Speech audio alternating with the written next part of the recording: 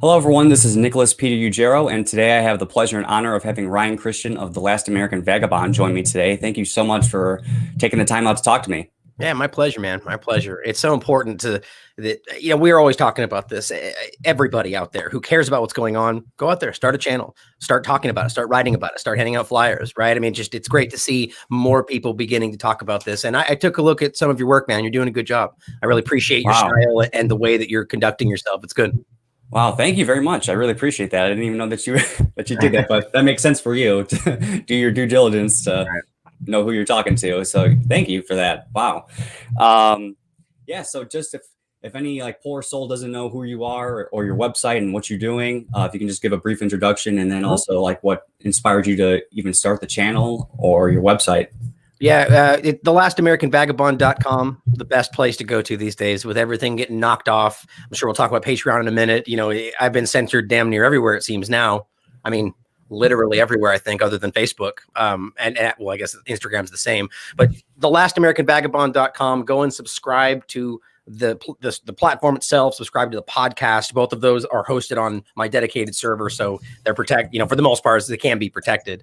And how I got into this kind of just out of happenstance. I mean, I was at a point in my life where, I mean, many may not know, I've talked about it in the past. I'm a trained chef. I went to the Culinary Institute of America in Napa Valley, and I was becoming a chef, and I'd been a chef, and I went on and, executive chefs, and I was a GM in a place for a while, and was just kind of living my life, and began to see these things. And well before that, by the way, I was upset with things like, how is this happening? But it came to a point to where I noticed the disconnect, where I'm going, okay, wait a minute. How is it that this news channel can say this is the absolute fact, and you switch over and they go, but this is the absolute fact, and they're both saying that, and they're both contradicting each other, and you go, okay, well, what? That doesn't make any sense, And we all had that epiphany. Some was 9/11. For me, it happened a lot around the whole cannabis revolution. People, states pushing back against the federal government, which showed us that crossing the two-party paradigm is what actually makes things happen, and we need to realize that. But, I just started writing, I said, this is crazy. Like, why is nobody talking about this stuff? And I started a little blog. It was, like blog.lastamericanvagabond.com or something, one of those paid sites, and just started writing stuff. Never thought it would become what it did. And it was all cannabis law reform in the beginning. And then it just kind of took off, people started sharing things and eventually just kind of broadened out. And that's why I always talk about the idea that cannabis and the way that happened it was a catalyst. We realized that it wasn't just about cannabis. It was about rights. It was about our ability, states' rights being a prominent one. Our ability, to fight back against the system. So it just grew from there. Yeah, and for me, like I've personally been growing cannabis like the past 3 years, and it wasn't until this year or 2020 when it became legal in Illinois that people weren't messing with it anymore, which just shows like the amount of mind control that people are under. They think that the 2 years before that I was the bad guy, that they were doing something just by destroying my stuff. And then this year I grew more than I ever did before. And then like I had like 40 plants, and then like it's just right out in the open, like, and no one touched a single thing. And Isn't it's it like arbitrary that just because they pass a law, it's like, okay, well, a day later, now you're suddenly not a criminal. And it's like, it's just so arbitrary, and at the end of the day, it's something that if we're talking about, I mean, look, we get deep into that. My opinion on drugs and your personal bit, that's all of the individual choice. I don't care if you want to take heroin and meth in your house, as long as you're not putting anybody in danger and you're not, violating any laws, except that's the quasi area we get into, because laws that violate the Constitution are null and void. The Supreme Court has ruled that more than once. And yet we get to a point now where they're passing laws and we just go, well, it's a law. But there's nuance there, right? You can't pass laws that are repugnant to the Constitution, which comes back to that same point. So good for you, man. I'm glad to hear that. Yeah, thank you. Yeah. And luckily I haven't been abusing it anymore, because that was definitely one of my addictions was cannabis. That's a good point right there, is everything in moderation. You know what I mean? Like, I would argue that there is a lot of benefit to ingesting cannabis, or rather cannabidiol and THC in conjunction, whether that's actually eating it, whether that's smoking it, whether that's, whatever. There are benefits to this stuff. But yes, if you smoke it all day, every day it will affect you. If you eat brownies all day, every day for the next 2 months, it'll affect you too, right? It's like, it doesn't really matter, but yeah, good to hear. Yeah, the whole moderation thing. It was either all or nothing for me, so that was really hard. Right. But yeah, so for the next topic, censorship and maintaining integrity and principles. Like you were just talking about with Patreon right before we jumped on. If you care to explain that, like their initial like contact with you, and like them approaching you first, and then just your response to them, and then what's proceeded after that. Yeah. Yeah. I mean, I don't know. Can I share my screen? Is that okay? Oh yeah, that's okay. I think I can allow you to do that if it's not already there for you. Yeah, I can try right now. And you know, and if I take too long on this, we can go past the time we talked about in the beginning. So no worries. Let me see. I just figured it might be good just to show and walk through this. I'll be doing this probably later on my show today. Yeah, here it'll get a double screen for 1 second. Here we go. Did it work? It didn't look like it went through. There we go. There we go. There we go. Here, right here. Okay, so basically, you can just the way this started is you can see the top here. It just basically said your page is outside of their community guidelines, and if left unresolved, it'll be suspended. Which is odd because if I'm violating their policies, why is it on me to delete the content? Isn't it their obligation to, if that's what they actually think? Right? There's a legal gray area there, and I think they noticed that. You know. And so basically they just said, hey, you got to delete this stuff, right? To make the story short. And it's extortion, right? They want me to do it for them. And none of it violates any guidelines. And more importantly, when you actually look at what they first said, they say following our policy update concern. So let me ask you something. Can you just all of a sudden update policies that retroactively make 10 years of content no longer complying, even though they were the day before? It's sort of like the law thing we're just talking about. Like talk about grandfather laws. Right. I know there's a legal thing happening there, and I'm just not a lawyer. You know, it's like there's something there that does not add up to me. But I basically followed up and just told people, look, they're cowardly trying to delete me or make me do it. And the site that they give, I was citing the WEF, the WHO, the people they're telling us we listen to, but because they didn't like that. I mean, you can see it right here. Lockdown is the world's biggest psychological experiment. World Economic Forum. Right. Here's the title. Lockdowns, world's biggest psychological experiment, right? And by the way, on this second part, I actually come to the conclusion based on their definition, it doesn't alter your DNA. So in any case, they just wanted to delete it because it just didn't like what it said. But then I won't read everything I responded. I recommend you guys do because I was just throwing them under the bus. But finally, to bring it to a conclusion, they deleted me this morning. They came out and basically just said, well, since you didn't do what we told you to do, we're going to delete this. And feel free to reach out if you ever want to do what we want you to do, right? That's basically what it said. And it's incredible. And the most important part here is they are stealing the content or the money. They're telling me they will not give me that money that's about $2,000 that the patrons gave to give to me. So I just want people to recognize that they are, and that's what it says right up here at the top. They are choosing right now. Let me end this for you so we're not screen sharing anymore. You know, they're telling me that unless I delete it, they're going to keep the money that they gave in good faith, knowing it was going to come to me. I mean, that's not only they're extorting me, they're stealing from other people who chose to do this under the illusion that they would go to me. You know, I mean, if this is why I want people to recognize that right now, this is what shows you a platform is done. They're willing to sell out their very people that they've signed contracts with, right, in good faith, or rather, you know, they signed with them just because they're told by the government that this is no longer okay. It's alarming. And when I say they're obsolete, I want people to understand this. Right now, I'm currently working with a group on a new platform that's really close to coming out. I don't want to say dates just in case because, you know, who knows, but I mean, it's really close. I mean, we're already in works with people and getting them in the back end and whatever. There are things on this that will make that platform obsolete. We'll leave it at that. Right. And I think they know this because you really think about it. What are they? They're a place where you can sign up to give people monthly donation. You can do that on PayPal.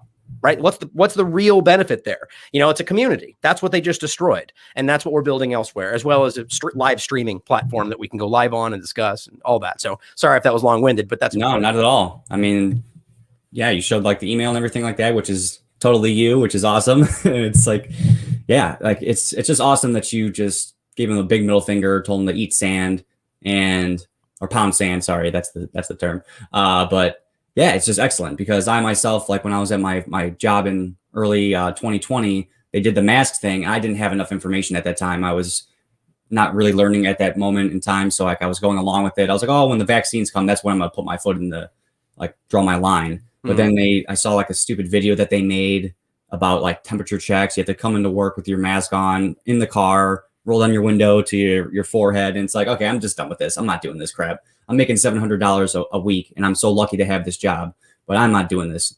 So it's like, I stood up for that and said, F off. They said I quit, but I didn't because they just updated like a policy, kind of like with you. Like it was an unknown territory. So they changed their policy and they said, oh, we'll call you back if you refuse to go to work. And Right, they never right. did. They make it out to be your choice, and that's not what's happening, right? There's a reason they're doing it like that, and it's very commendable of you to take that stand. Because look, is Patreon and the reach and the money important to you? Of course it is.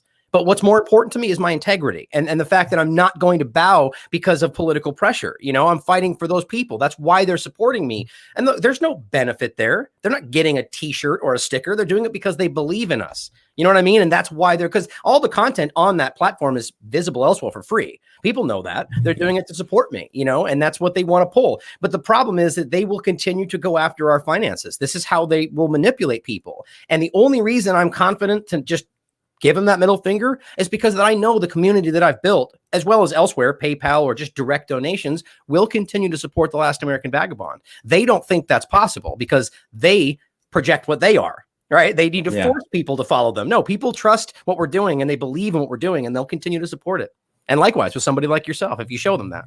Yeah. And when I was hearing about the Patreon thing, I was watching that video and I'm like, why am I not like donating to this guy yet? Because like I was on Patreon donating to a lot of people. I had to stop that because of my job situation.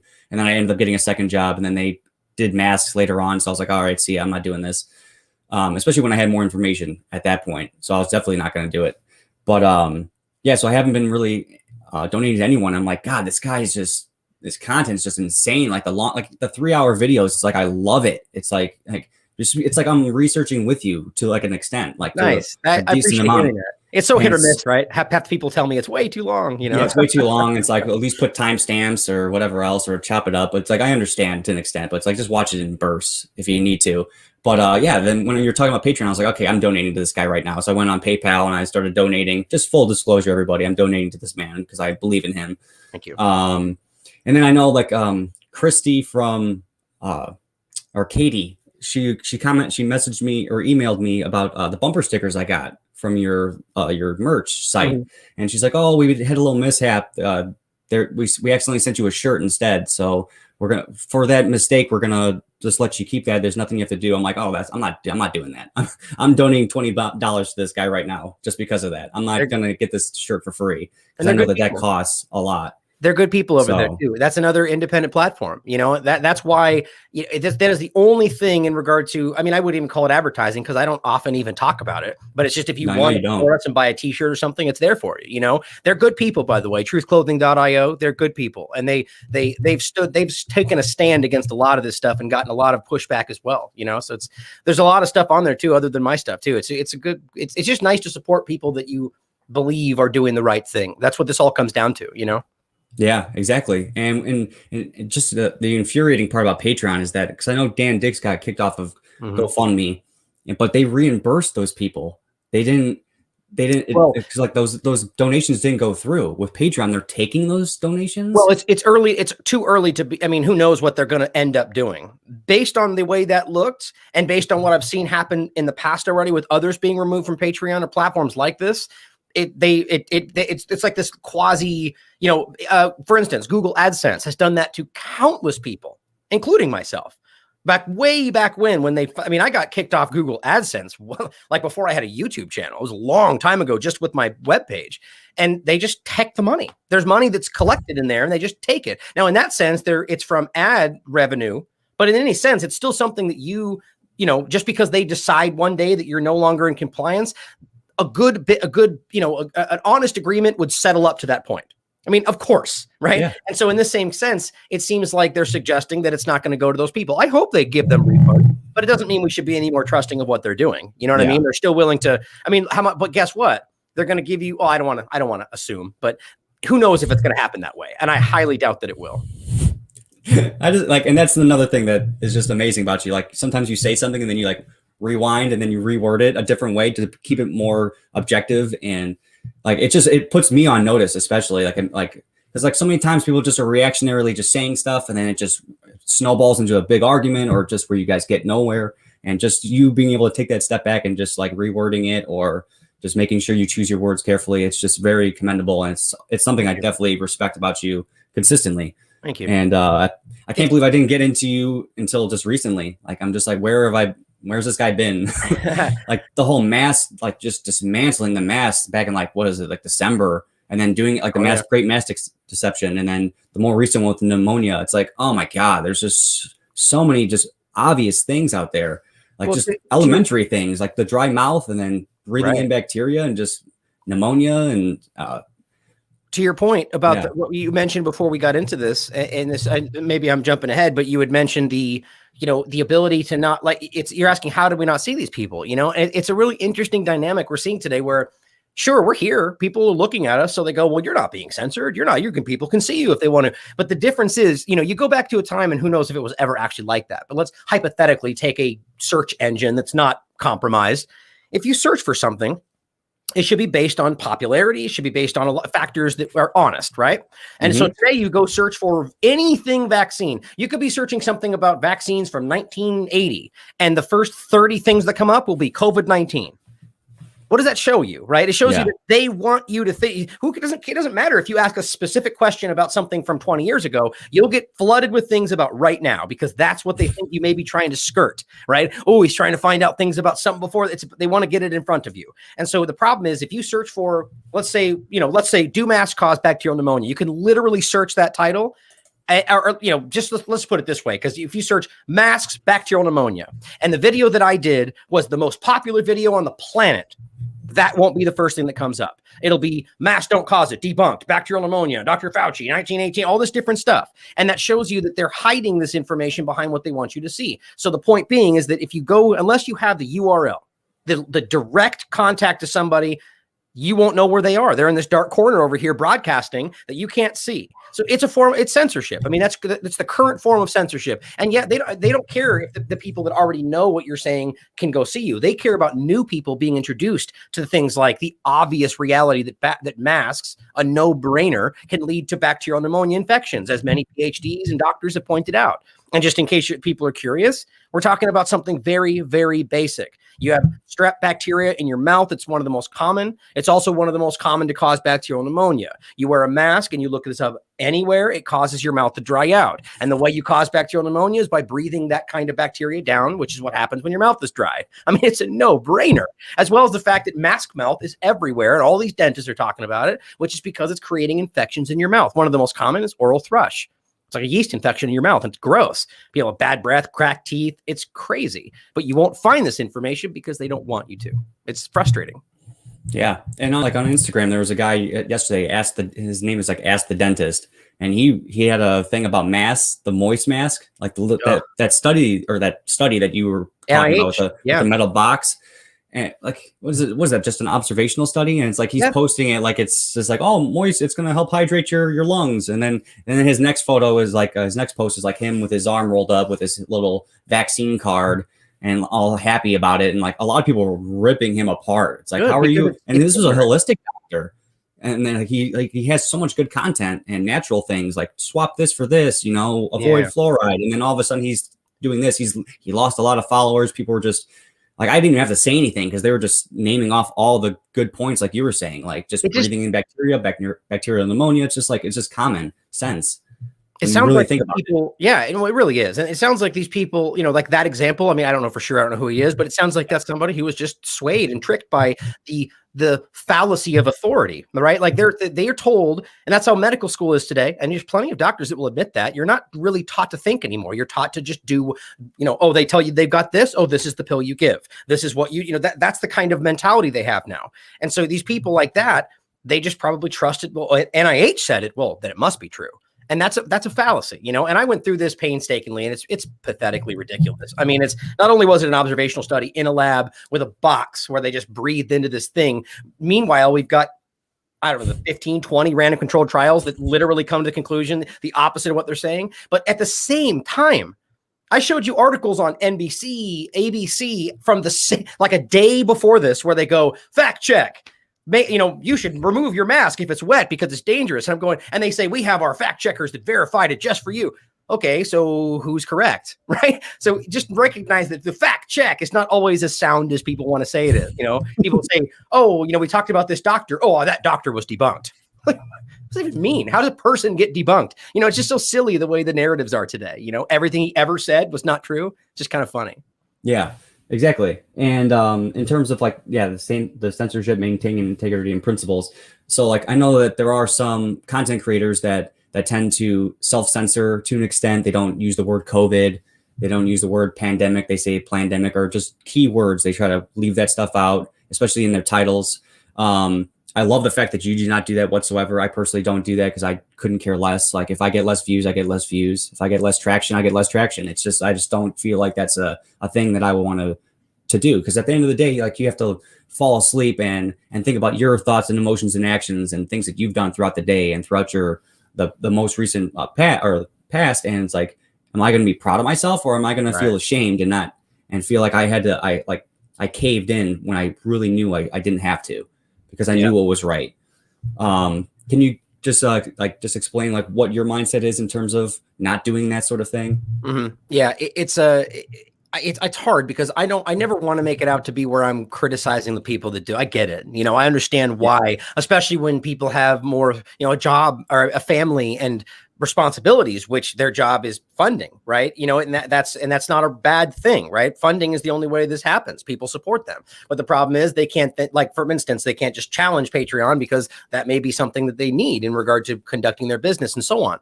But the problem is that it's, in my mind, it's letting them win to a degree. It's a small win for them because they want you to do that. Because then for that exact purpose, someone goes and searches those words and no, you don't pop up there, even more so because now you're using code words. And yeah, people will know how to share it, but you lessen the degree to which you can reach new people. That's all I'm here for. I'm not here to shout at the people that I'm here to inform the people that already see where we are, of course. But the most important drive is to reach those people still on YouTube, to reach those people lost on Patreon, which is why I was going to continue to post until they just did what they did, is to get it out to as many people as possible. I just feel like when you self-censor, you're showing them that you're willing to play their game. And what we need to do, I mean, imagine if nobody did.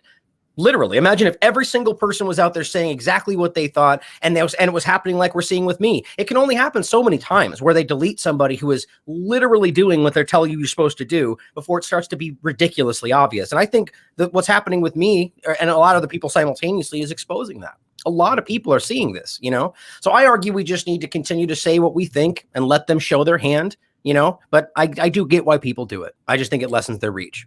Yeah. And just in my personal experience, I know for a fact that there's a creator. I know that karma exists. I know that that's where you get your first principles from, is from objective right and wrong, and planting your feet in the sand and or in the dirt and saying, I'm not moving at all. This is just where, this is the truth right here. And I'm just this is my protection. The universe is going to open up doors for me if other ones close. So for you, Patreon closed, big whoop. It's not a loss whatsoever. If anything, you're going to get more support. Hopefully, if anything, new avenues are going to open up, just like you were just saying, like you're trying to come up with your own right now in the near future. So it's like, and I've had that in my own life. Getting fired from Aldi for dumpster diving, like that Portland, Oregon story that you're talking about. It's like, wow, I got fired because I was supposedly stealing. It's like, blow it out your ass. Like, and I defended myself. I'm like, I didn't steal whatsoever. I didn't do anything wrong. I know I didn't do anything wrong. And I told them if they didn't fire me right then, I was going to quit because I wouldn't want to work for people like that. And I'm better off. And I kept dumpster diving anyway from Aldi, whether I was there or not. Like I didn't purposely break anything so that it would go in the garbage. It's like, there's a guy, absolute waste. It's a joke. There's a guy with a popular YouTube channel I used to follow a long time ago that showed he traveled around the country on a bike and didn't eat anywhere the entire time, months long, from other than dumpsters in the backs of grocery stores. And he would film it and he would show you these things. It's like you have this picture of like rotten fruit. It's like these things are cold and in the wrapping, you know what I mean, unopened, and it's just like this. He's eating better than he's ever eaten in his life because they just throw out it. You know, we all know they have the sell by date, which almost never means that it's actually expired, and they just throw that stuff away. When I even pointed out in in that article I wrote in 2016, there's laws on the books right now that show they're not legally liable if somebody gets sick if they donate it, but they don't anyway. There's something more going on there that's really sinister. Yeah, that's what they were saying at one point. They were saying because I wanted to donate some stuff from there, like the things that we're going to throw out. Oh, well, people might get sick or whatever. It's like, just to your point, like they must know that that's not the case, and they're just literally just saying that they're corporations. All these a big corporation tied with Trader Joe's, the brothers, and all that stuff. So it's like selfishness almost, right? It's like it's not like you're going to use it elsewhere. You're throwing it away. And it's like, okay, so at that point, you no longer want it. But now because somebody else wants it, you're going, well, no, that's mine. You just threw it away, right? That's all it comes down to is they feel like they should profit. Like, why don't they come in the store and buy it? And it's just like, you could have that argument. But at the end of the day, if you're choosing to throw it away, why not? You should give that to people that would need it. And I always point out, nobody should be obligated to be charitable. I personally think most people would choose to if given the opportunity, but it should never be mandatory. But that's how they play this. It's like it's a two-party illusion and everything. It's the extremes of two sides, and they point to both, and nothing happens. Right? It's what happens every time. Yeah, and when I talk to people and I say like how taxation is literally just slavery, like to what extent is it not slavery? They're saying that part of what you've worked for is theirs for the good of the people. It's even like, if you leave the country, which is ridiculous. Yeah, and I say like if we had systems in place that were actually doing a good job and were really efficient, like I mean, people already donate their time and their cash already on top of being taxed, and they already still donate and volunteer and do all those things. It's like if we had systems that were actually working and efficient, people would be a lot more motivated because they know how it just comes back to them. It goes back into their communities and helps everybody out. And it's like, some people wouldn't do it. It's like, okay, what does that matter? Like that's sort of the illusion, though, right? That it comes back around. That's like this classic kind of callback to trickle down economics. It never works, right? The idea that giving things to the people above us is going to happen, trickle down to the people below. Even the idea of that sounds ridiculous and insulting. It's at the end of the day, it's about personal choice and personal responsibility. But like, here's a good example in regard to the tax scenario. My father, retired, been paying into this entire life. Right? And paying into it, paying taxes on paying into it. Then he retires. Then they tell him, oh, but wait a minute, you have this other thing in regard to Social Security that you can't get both. Sorry. Wait a minute, but I've been paying into both of them. So they end up taking part of one and then taxing what he gets from what he already paid into and paid taxes on before. I mean, this is getting you coming and going. I mean, this is incredible. I mean, if you want to save money after retirement, pay taxes on it, that should be a lump sum that you get when you're done. But no, they take it. And you just because you were extra careful and took care of yourself and have more than one thing coming in, they go, nah, that doesn't work. We're going to just take that from you. It's just these are criminals, guys. Our governments are criminals, period. And it's just we've been conditioned to see this in a different way. It's time to wake up from that. Yeah. And there's so many people that are just so short-sighted and they don't see like all these things in history, like you were saying, like all the experiments that they did without like 239 that you said, like to, like abroad and also actually, what's funny? I've been saying, and I know that there's a different number. There has been plenty of abroad experimentations, but going back and referencing the other day, the 239 is actually literally in this country. Like, I was just like, that's crazy. Like, I feel like I saw, but in any case, they have admitted to testing on us without our knowledge more than, Operation Sea Spray is an important one. The ones in Philadelphia where they sprayed what was it? Something that got people sick inside of the tunnels. And it's all under the guise that we want to make sure that we're safe from these things. But people died in San Francisco when they did that. Nobody was held accountable. Oh yeah. Yeah. And then like MK Ultra, like scooping up civilians and then experimenting on them with LSD or sexually abusing them or torturing them. It's like, oh, that's great. Oh, we stopped it though in the 70s. But didn't. Didn't. There's evidence that it went long past that. Or Tuskegee experiments, right? I mean, even right now, especially because it's vaccine related, all these mainstream outlets are now trying to rewrite history in real time. They're making it out to be that all they did was get people who were already sick and just let them continue to be sick. Oh, and what a horror that was. No, they infected people intentionally while telling them they were giving them treatment and let them suffer. I mean, that is at next level sinister. But the fact that the media, you can look that up on Wikipedia, but the media is willing to just flat out lie to the public, knowing you can look it up. We're in a really crazy time right now where they don't even care that we can see. All they need is that which I think is the minority of people that are willing to stand up and scream that we're all crazy. And they point to that minority and say, that's the majority. That's what I think is happening. There's a lot more of us. Like, I think so. Like, people that are wearing masks, I'm sure like all these people within the stores are not going to take the vaccine, but they're just thinking there's no other option because everyone else is wearing a mask. So there must not be any sort of out. There's a level of them, I think, that are just doing it because they don't want to deal with the BS. They don't want to deal with the person yelling at them. They don't want to, or maybe they think, well, I'll get in trouble. People that don't understand their rights. I get that. And if you go talk to most people, you'll find them more on the fence than anything else. And it's just the media just misrepresents that every single day. All right, I could talk about this forever. So I want to at least get some empowering stuff. So like in terms of like your researching and your organizational skills. Like, what are some things that have really helped you out? Is there like an application? I think I remember you talking to someone recently about like an application that really like, or no, it wasn't you, but they're like, there's like applications that kind of like filter through some of the headlines or make it easier to do research. Or what is it that you do that help yourself be able to do these daily wrap ups like all the time and long forms and like all the links and articles? Like, what is it that you do to help have that get accomplished? Well, my biggest thing is just that this, you know, first of all, this is just all I do.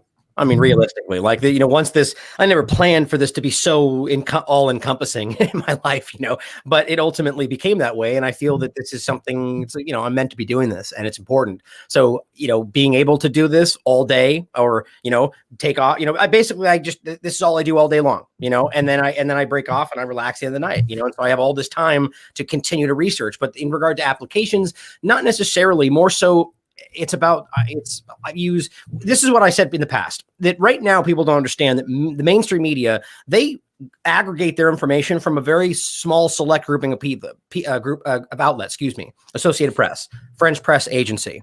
What was the other one? Reuters are the main three. The rest of them, there's a couple underneath, but what they do is they get fed info on these direct feeds from these main aggregate outlets. And then they take the information, half the time posting it without even citing where they got it from. It's like this agreement they have. Some of them will say AP, which you've seen, you know, or AFP. So the point is that there's ways you can access that same feed. There's plenty of apps where you can get this direct feed from Associated Press, Reuters, and so on. And that is more of a mixed bag of kind of like breaking news from Fox and everything else, as well as those. But there are ways you can get more in-depth apps that have these direct feeds to specifically like the news feed they get in the newsroom. But the point at the end of the day is all they're doing is basically the same thing that we're all doing. They're waiting around, they're researching, they're watching the feeds, and they see something, and then they come out. You know, but see, the difference is what I do is I will see information and then I dig into it. I don't just go breaking news. This says something, you know, which is basically what the media does all the time, you know. So it's about aggregating information. It's about researching it over time and making it not just a day's process, right? Half the stuff I'm talking about, I've been looking at for the 2, 3, 4 days, you know, and some of it pops up that day and you add it in. I mean, people laugh. You can see on my show, all the damn tabs at the top of the thing, you know, the thing has half of that sometimes is not even in the current show that I'm doing. But long-winded, the point is just about continuing to look into independent source material, and instead of just looking at the reports, finding the source material, the studies, you know, the leaks, the information where they get it from, and then digging into that and reporting on that itself. You know, I mean, the truth is just time, you know, and one thing I do want to say though is it's sort of a fallacy that we don't have the time for this. People that have full-time jobs, yeah, that's a good excuse. And I do get that. Families, everything else. But it all comes down to a choice. There is some point in your day where you sit down and you take time to yourself. Now, yeah, you could choose, I'm tired. I want to drink a beer and I want to watch TV. That's fine. That is a choice. Or you could choose to sit down and watch a show or dig into some research. All right. So I get it. You want time to yourself. But the point is, if it matters enough, you will sit down and watch a 2-hour show. You will sit down and dig through the source material if you don't want to watch a 2-hour show. You know, it's just about taking the time to do so. I'm just trying to think of any other tips in regard to doing that. It's just, you know, really it just comes down to wanting to and caring enough to take the time to digging through it, you know. And I would say one of the other important things to have are these kind of open source community outlets where we, you know, unfortunately places like Twitter are helpful because there's so many people there. I'm hoping that people will go away from places like Twitter, but wherever it is, Parler, Gab, Twitter, anything, Telegram, create a community and get people to continue to help what you're doing. 9 times out of 10, half my stories are bolstered by points coming from my Discord community, where people are sending me information and going, Ryan, did you see this? And I mean, to be honest, I probably miss half of it because there's so much coming in, but that's what it really comes down to. James Corbett was my inspiration for that, you know, open source research. I actually think, strap my pen, excuse me. I actually think that that is the most powerful point in what I do. You know, is that they are there. We have people that are scouring the information on the internet to help get the TLAV show to be that much better, you know?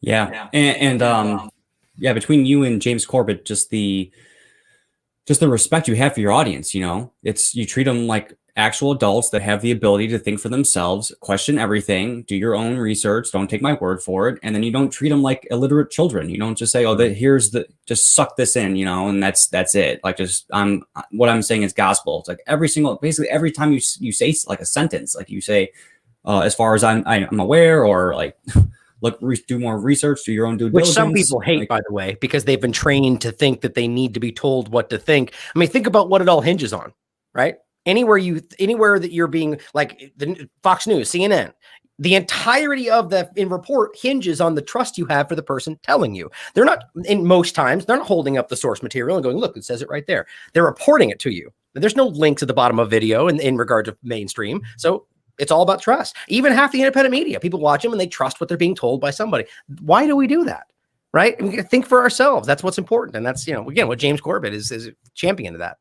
Yeah, and that's why I'd much rather watch like a 3-hour. I'd rather watch a 5-hour video that you make than like 5 half-hour videos, because just the way that you dig into it, and you're literally reading part of what you're part of those articles or part of those studies, and so it's like I'm not just taking your word for it. Like the things that you're saying and reading, that's from the actual documents. Which is and why it's like, yes, if I'm really interested in those things, I'll go to those exact things and you link it. Like now you're kind of organizing it even further on your webpage, like with the Israel and the actual subjects, and then breaking down the links even more.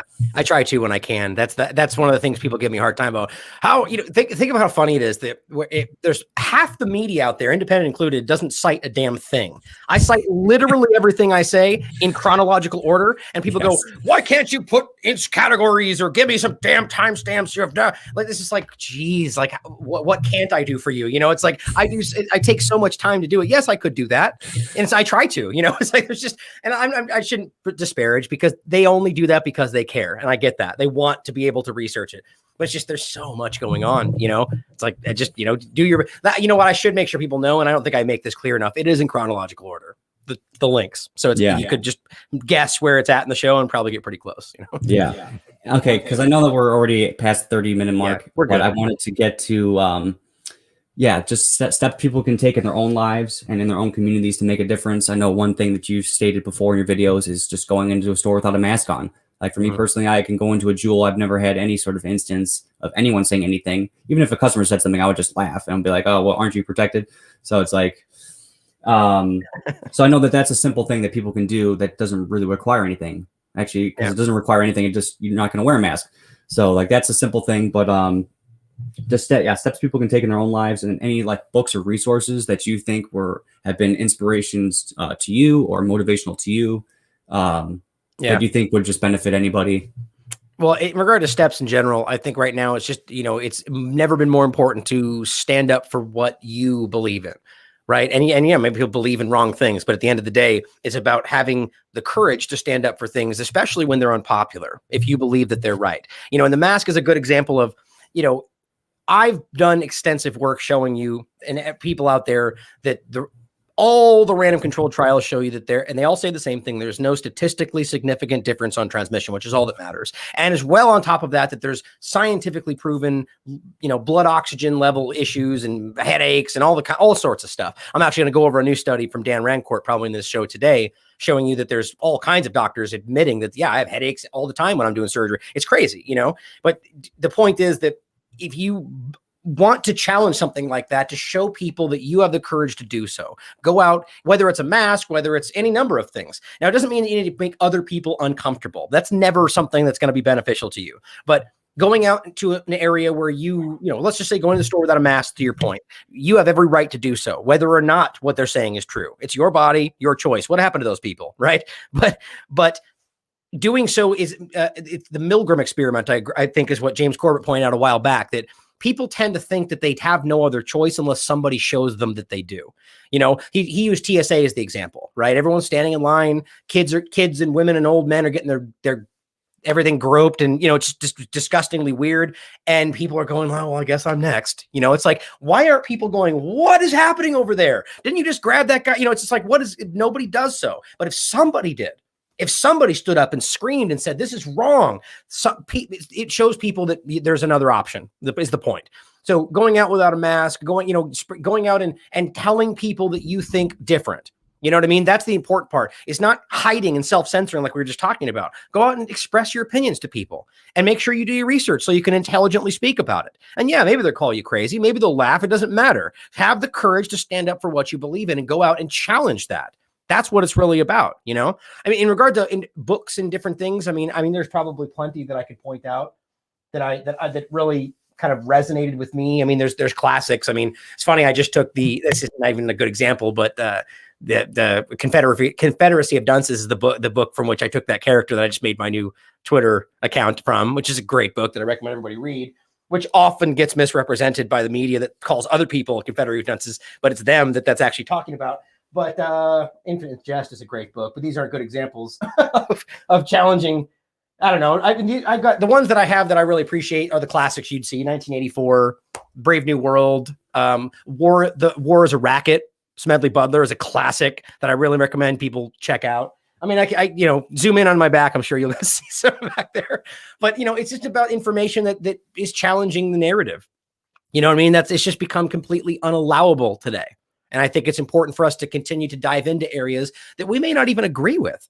You know what I mean? Like, take up something that you think maybe that's probably, that you just kind of disagree with, and dive into it with an open mind and see where you go. Because if you jump into something with the perception that it's already false, you're probably going to come to that conclusion. That's confirmation bias. I just think it's important to expand. I did a show long time ago called, The Flat Earth Theory and Exercise and Keeping an Open Mind. And of course, I came to the conclusion at the end of all of it that, in my opinion, and it was extensive research, that's not true. But I took the time to dive into it, and I was showing people that it doesn't matter how crazy you think something is, unless you're willing to actually open-mindedly, objectively look at this stuff, then you're never going to be open to anything, right? I mean, that's what's the quote that it's a true sign of intelligence to entertain a thought without accepting it, right? That doesn't exist today, which is crazy. Yeah, I totally agree. Like, I definitely know that quote, and I try to, especially with my parents, like, they were always bickering and fighting, and they always had two sides of the story. So that was a good lesson for me. Like, oh, I'll take your side, I'll take your side. It's obviously completely different, but I'm gonna at least be able to entertain it because I don't know for sure. And so that was a good thing for me to keep myself kind of objective as a kid. That was a good learning. If I can take a positive out of that, those terrible situations. Right. But and then just to add, like, I feel this past 45 days I've gone through a lot of shadow work. Completely got rid of like porn addiction, masturbation addiction, cannabis addictions, gaming addictions. Like, all these things were just really crippling me, especially 2020 after leaving my jobs. Like, it was really, I was a lost dog. I was just so used to being a jobber and just being dependent on someone else to provide income for me that it was just like, by December, I was already like checked out. I was just ready for this to be like kind of done. I was just not taking care of myself. I was just smoking all day, just playing. I think that's what they hoped of everyone, to be honest. Yeah. And I know that a lot of addictions have like you were saying with the lockdowns, like the largest psychological experiment. Yeah, for sure. And I was one of those people that was degrading. And excuse my mom's dogs for barking. Okay.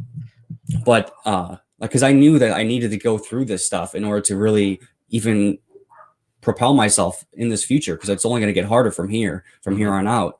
Hopefully not, but the writing's kind of on the wall on that. Yeah, I think they're gonna, and I feel like it's super important for people to really face those uncomfortable feelings. Like, if your like instinctual thing is to like smoke a joint, if you're feeling uncomfortable, or to watch TV to kind of calm your thoughts down, don't do that tonight.